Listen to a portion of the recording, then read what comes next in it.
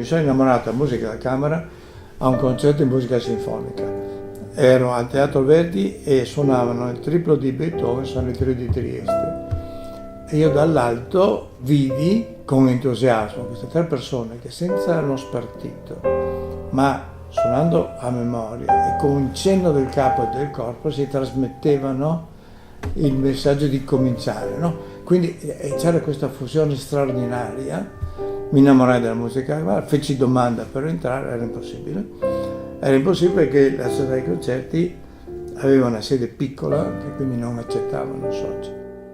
La Società dei Concerti è una delle società concertistiche più blasonate in Italia. È una società concertistica fondata da alcuni tra gli esponenti della borghesia migliore della città di Trieste, un pieno ventennio, e il regime in qualche modo vede la costituzione di queste associazioni musicali con buon occhio, preferisce controllare e vedere che cosa realmente avviene all'interno delle società musicali.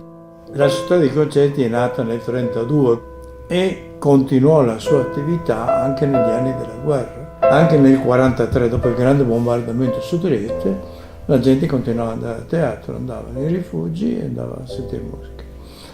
La società si fermò solamente da gennaio del 1945 in avanti, l'attività fu sospesa. Mi commuove il pensare che queste persone, nel novembre del 1945 ci fu un'assemblea dei soci e il primo concerto fu nel marzo del 1946. 9 mesi dopo la fine della guerra si tenne il primo concerto. C'era un credo fortissimo nella civiltà della musica, della necessità di avere la musica nella vita di ogni giorno per riprendere una vita civile. Quindi la musica dava il segno di una civiltà da riprendere. La Società dei Concerti di Trieste ha ospitato sin dai primi anni giovani musicisti che poi si sono assolutamente affermati a livello mondiale.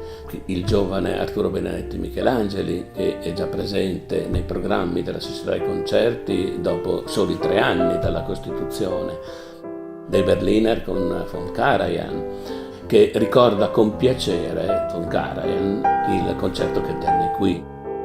Mi ricordo ancora la cerimonia del mio primo concerto. Mia madre aveva una sciarpa di seta bianca, fece un abito scurissimo e andai a teatro perfettamente agghindato da gentiluomo come usavo una volta. C'era questo senso di entrare dentro in un ambiente di persone, ed erano persone di estrema semplicità, ma di grande decoro, dignità, tutti quanti. Era bellissimo.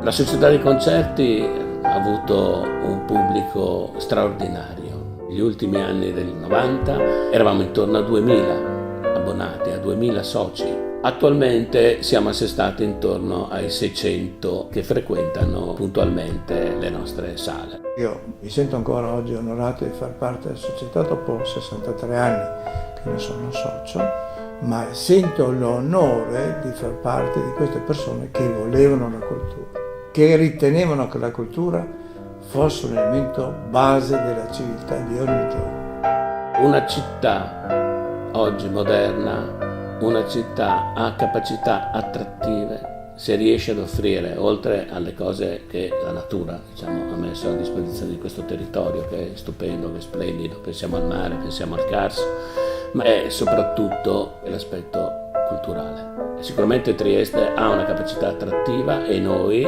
contribuiamo a rendere ancora più interessante questo nostro territorio, questa nostra città, con la nostra attività aperta a